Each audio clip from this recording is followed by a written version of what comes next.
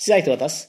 Ну, жолугу жок эле жүрөт, бирок мощный кыз деп. А сиз эмнесин билесиз мощный кыз экендигин?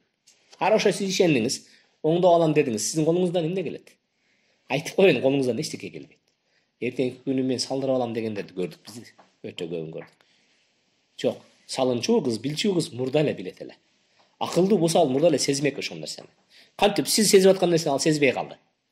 Кантип сиз туйган нерсени туйбай калды. А бирок сиз дагы эле өзүңүздү жогуштуп жүрөсүз да. А бул өзүнө келет деп атасыз. Ал эртеңки келбейт. Ал эртеңки күнү ал үчүн дагы ошончо күч жумшаш керек болот. Анан